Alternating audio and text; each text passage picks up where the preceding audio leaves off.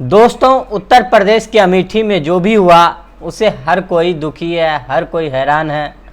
एक अध्यापक जिसकी खूबसूरत पत्नी होती है, दो प्यारे प्यारे बच्चे होते हैं, घर में कोई भी चीज़, किसी भी चीज़ की कमी नहीं था, दो मकान था, प्लॉट था, सरकारी नौकरी थी।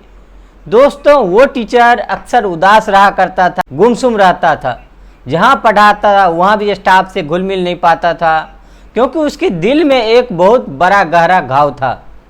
और वो घाव ये था कि उसकी पत्नी का किसी और से अफेयर था।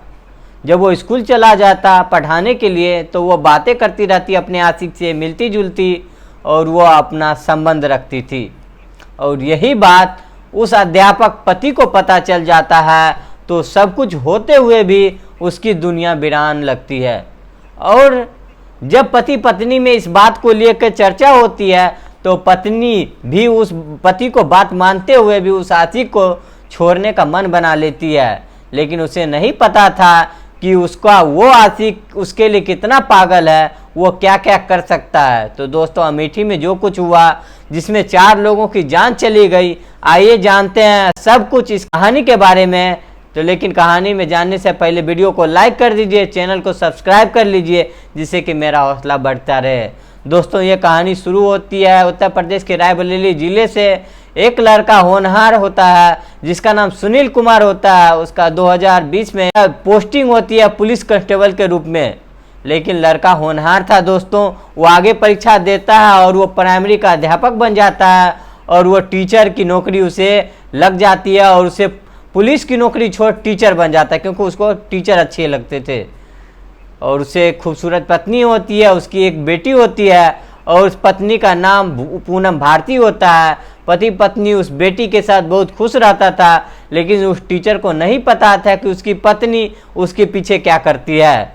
दोस्तों, उसका एक लड़के से अफेयर हो जाता है जिसका नाम चंदन वर्मा होता है।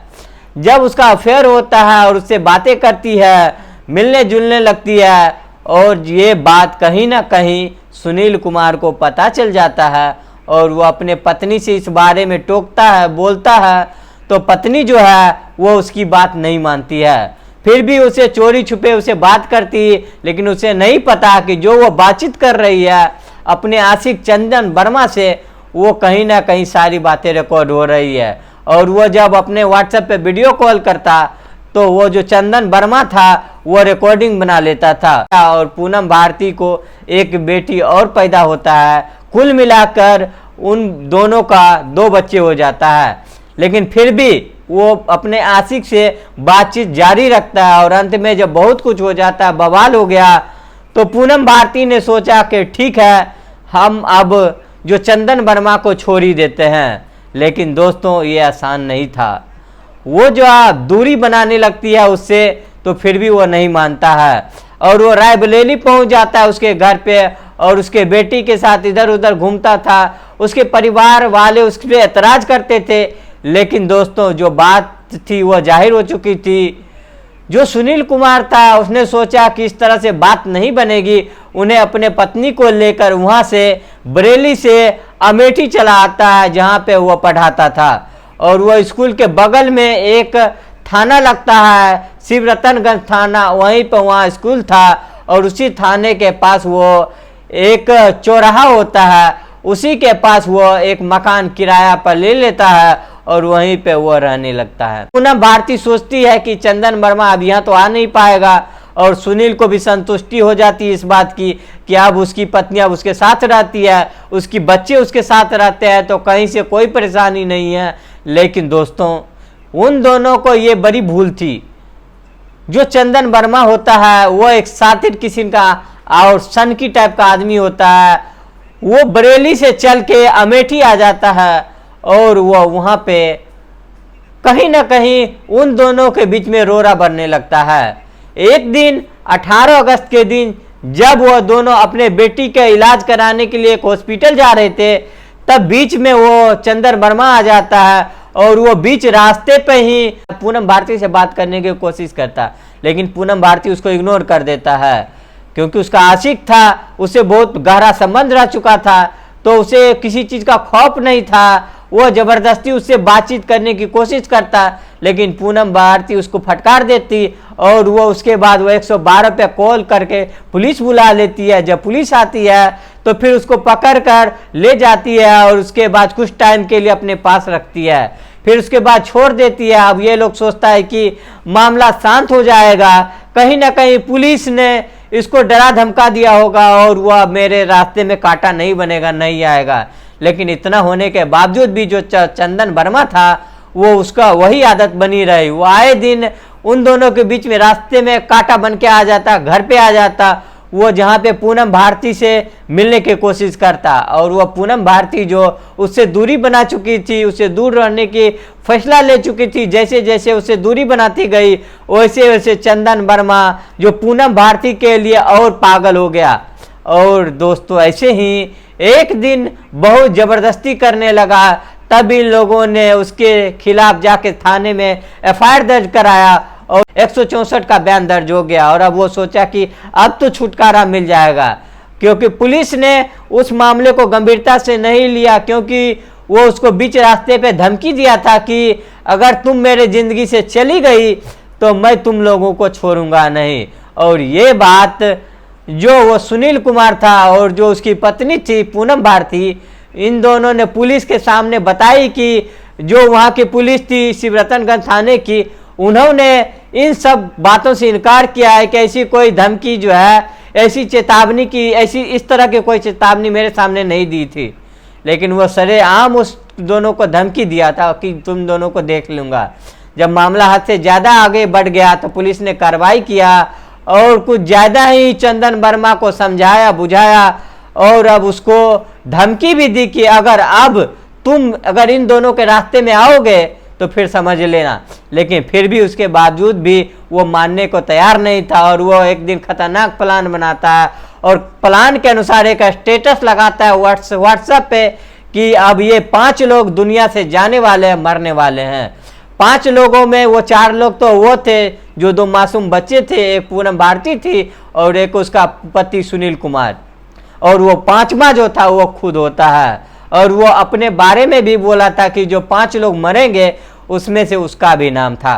लेकिन दोस्तों अब यही सब सोचने के बाद वो एक 32 वोल्ट का पिस्टल लेता है, जो एक अवैध पिस्टल होती है, उसको कहीं से वो लेता है और उसके बाद मोटरसाइकिल लेता है बुलेट की और फिर अपने दोस्त के दुकान पे आता है जहाँ पे वो रूम लेके रहता था सुनील कुमार और उसकी पत्नी। वहाँ से 100 से 150 मीटर के उसके दोस्त की मोबाइल की दुकान थी, क्योंकि वो आते जाते दोस्त भी बना रखे थे।